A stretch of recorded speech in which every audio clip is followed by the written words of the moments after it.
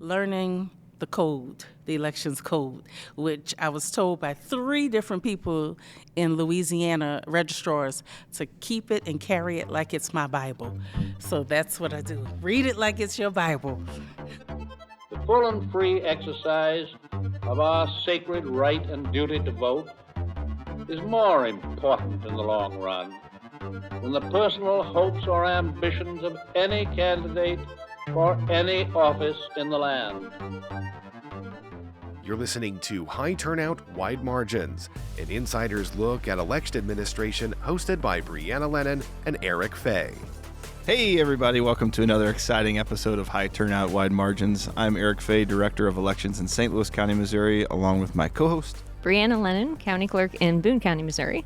And this episode is coming to you live on tape from the 40th Annual Election Center Conference. And today, on this episode, our guest is... Lisa Marie Manning Bridges. And where are you from? New Orleans, Louisiana. New Orleans, Louisiana, from Orleans Parish. Orleans Parish, Registrar of Voters. Very good. The way we like to start each episode with our guest is to ask them about their election origin story. How did you get into this gig and get into the election space? Tell us about yourself. Oh, it's such a long story. I don't know. I first got into just elections, period, younger. As my grandfather was a Baptist pastor. My grandfather and my grandmother were very active in civil rights. They participated in bus boycotts, made sure I went with them when I was a little tyke so that I could go vote with them. And at that time, they had a little lever. You pull a lever down and all that, so it was. Then at some point during college, there was a news conference that this guy was running for mayor of New Orleans. He was about to announce that he was running for mayor.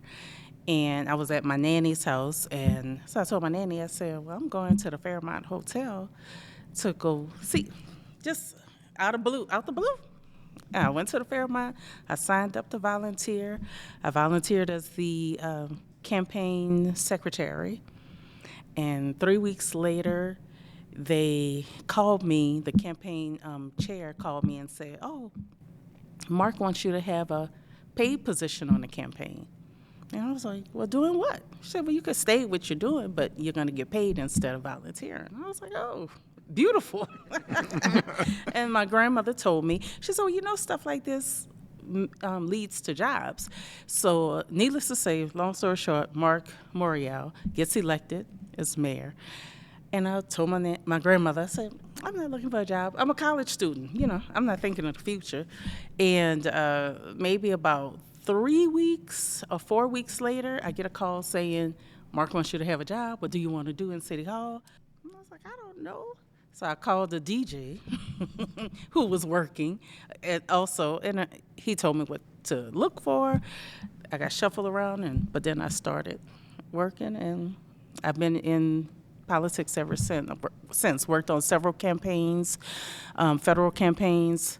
I've worked, besides city government as a job, I've worked state government, I've worked federal government for the House of Representatives under Congressman Richmond and Congressman Carter. And that's it. That's the story, and I'm still there. I've served as the OBZEC representative for my district for approximately 8 years, and I've also served on the Democratic State Central Committee for my district as the female representative for approximately 6 years. Yeah, so what drew you into being a registrar? Well, I was already on the Board of Election Supervisors for 4 years, and the predecessor, she retired, and I get a call, and they're like, she retired. Do you want to apply for the position? I think that's something you should do. And I said, I'll think about it. I'll pray on it and see. And so a few days later, I got my answer from God, and I submitted my application packet, got all my referral letters that needed to go with it. And I think it was 11 people that submitted, and I got selected in March. Okay, so you haven't been at this current role very long. No. Oh, wow. Okay. But it's been trial by fire. I've gone through a recount, and now we have a big election coming up. So what surprises you the most from being on the board to being in now the registrar position? Oh gosh. Well, I knew it was a lot of hard work on the opposite side, because the board, we're just really adjudicating stuff, putting out fires the day of, making sure the machines are sealed and all. But then everything that leads up to it is a lot of work, leads up to elections. So that has been eye-opening. And learning the code, the elections code, which I was told by 3 different people in Louisiana, registrars, to keep it and carry it like it's my Bible. So that's what I do. Read it like it's your Bible. So speaking of that, can you talk a little bit about the structure of elections in Louisiana? Because I know that there's 2 people that touch elections in each parish, and how does all of that work together? A top-down approach, of course. And as it relates to our parish, I handle early voting. So I make sure all the early voting ballots go out overseas, military, as well as anyone domestic who requests an early voting ballot, plus the people who are on the program, the 65-plus program, that automatically get the ballots. Other than then, we also vote nursing homes. We go out to the nursing homes to vote the people who can't come in, as well as the jails for those who are not felons but are still incarcerated. We go there, or either we mail it to them. They have to request a mail ballot. But this last election was the first time we mailed it. Normally people would go there, but there's been some back and forth with it, so it just was easier to just mail it to them. And then the deputy actually brings it back to us. When he collects all the inmates' ballots, he brings it back to us. The elections director, or our clerk of criminal court, which is Mr. Lombard, he handles election day, making sure the machines are out, making sure all the workers are at their polling places. So the board selects poll workers, but he trains the poll workers.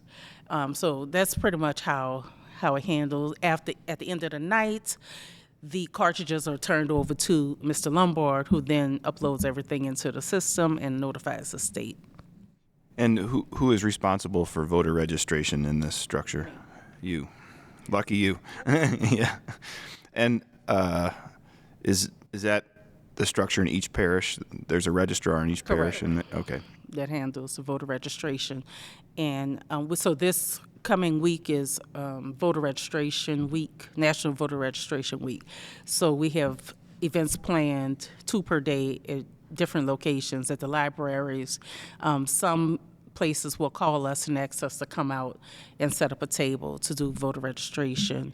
So we answer the calls all through the year, as long as it doesn't infringe on election time and it doesn't take staff away. So we try not to do 2 to 3 weeks prior to election. If it's a real big election, 3 weeks, but 2 weeks mostly prior to election and after, because we're still wrapping up stuff after the election. Since you do voter registration, do you do any cool, events to align with Mardi Gras or anything like that? We have not.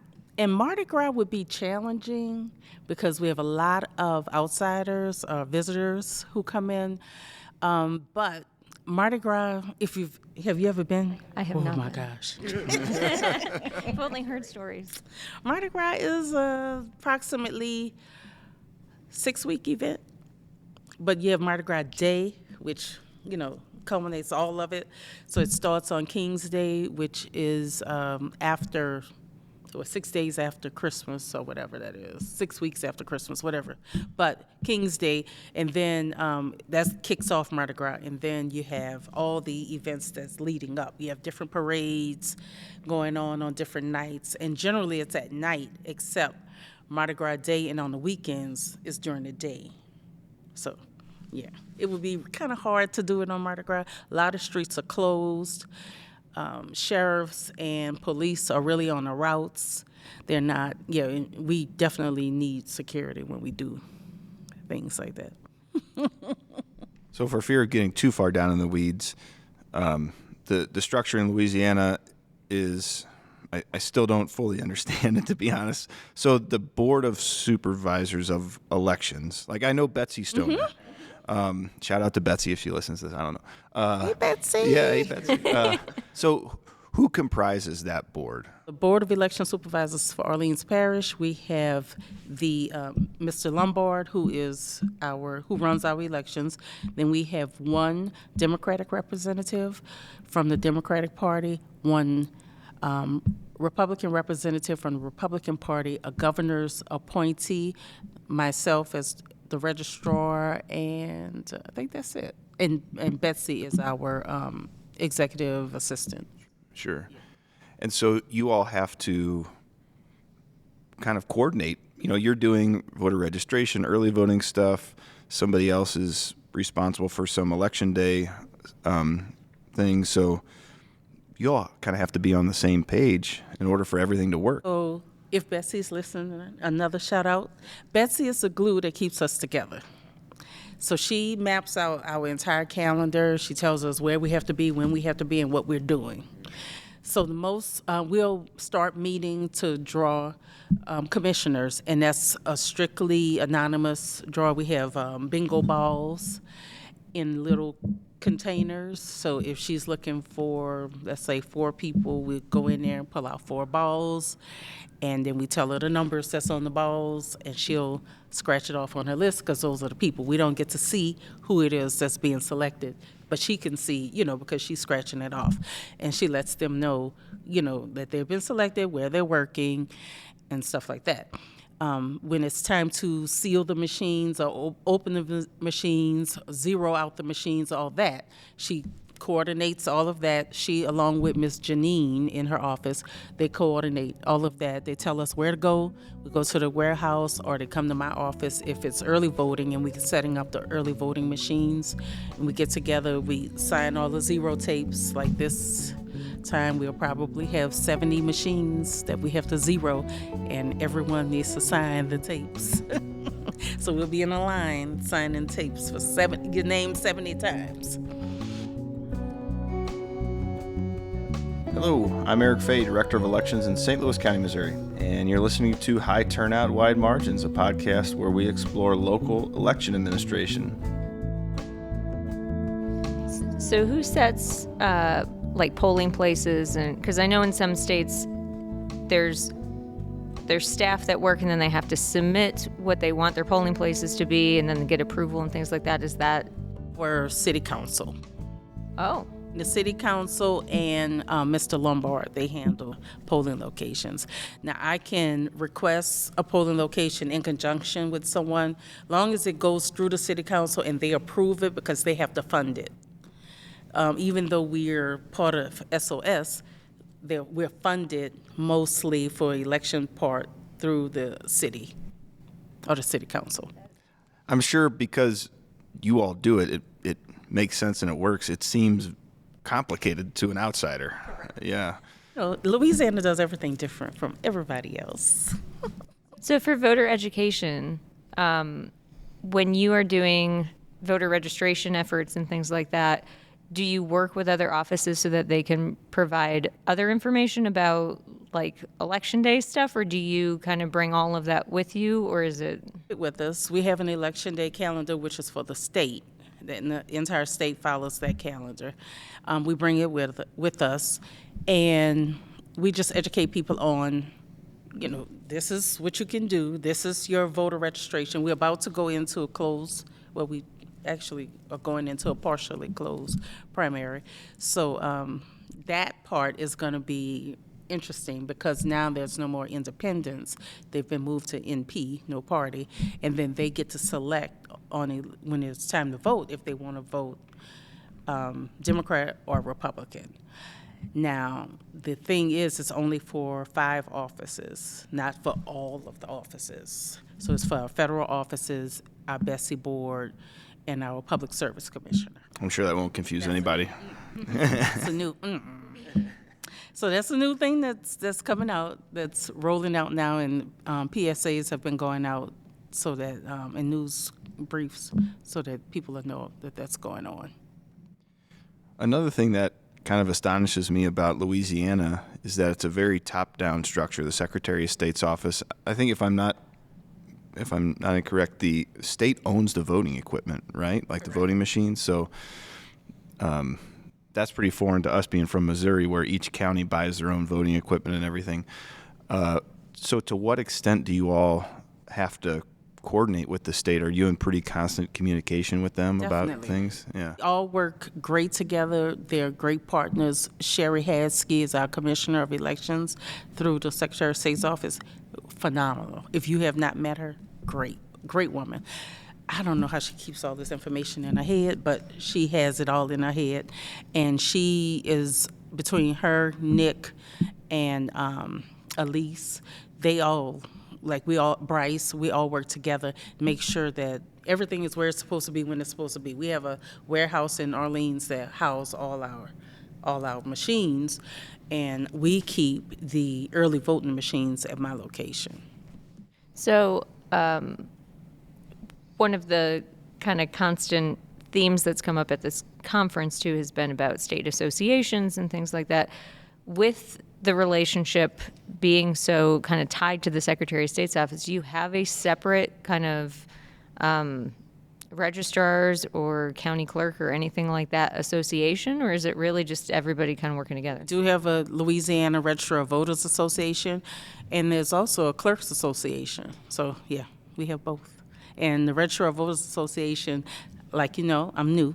They have been great with reaching out to me, giving me tips, telling me, we'll come to your office, come to our office. We're trying to get together now so that they can show me whatever, I need to know that I don't know, because you don't know what you don't know.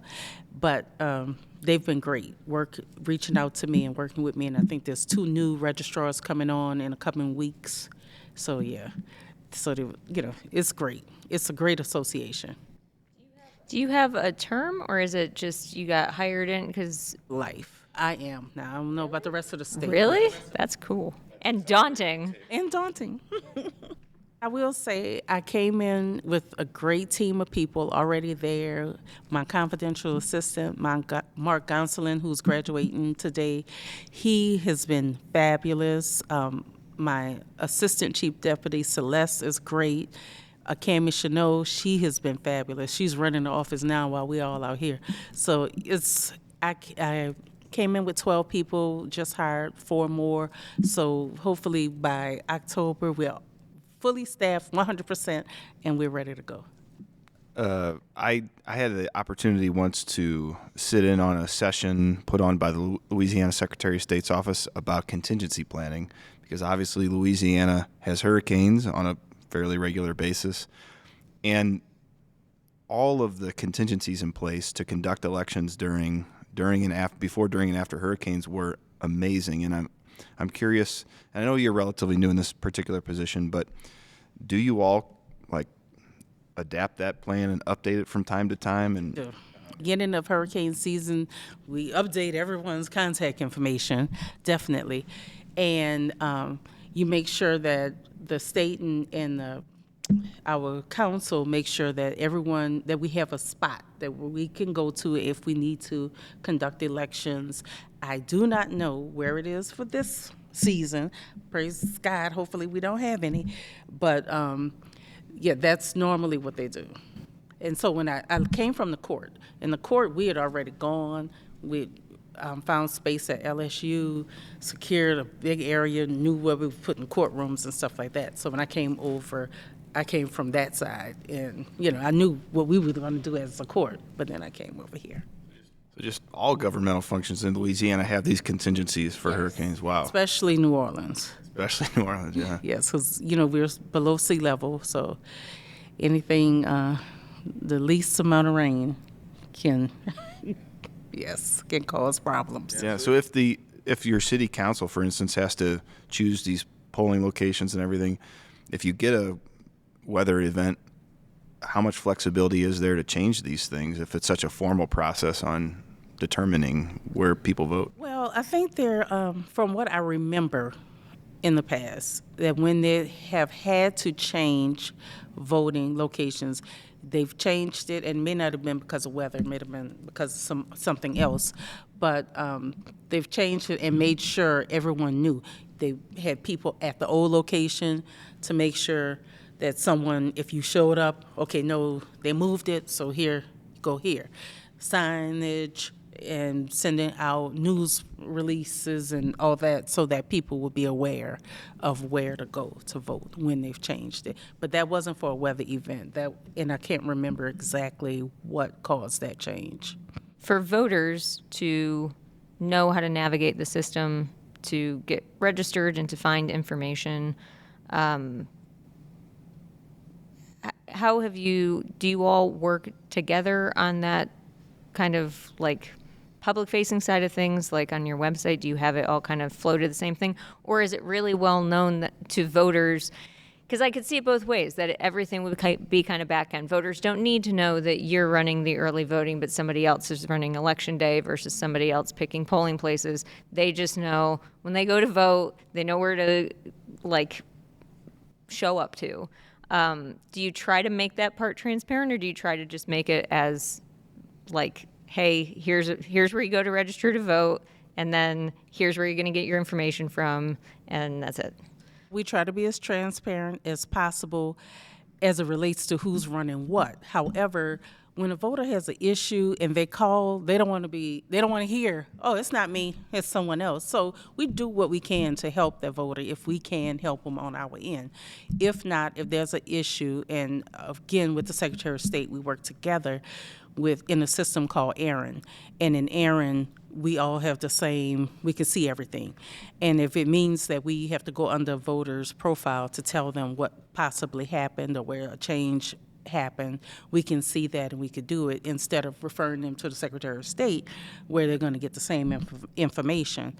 Other than that, our website pretty much directs people everywhere that they need to go. It's detailed, it has all the information, but Louisianians know also that they have Go Vote, GEAUX, go.vote. So that, govote.com, I'm sorry. But they know to go to govote.com, and that's going to have everything they need as well. Your sample ballot, where to go vote, if you want to make changes to your voter registration, you want to change your name, you want to change your address, anything like that you want to do, you could do it in the app.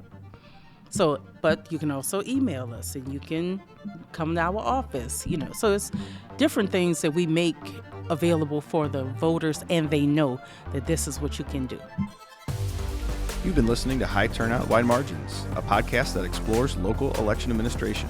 I'm your host, Eric Fay, alongside Brianna Lennon. A big thanks to KBIA and the Election Center for making this podcast possible.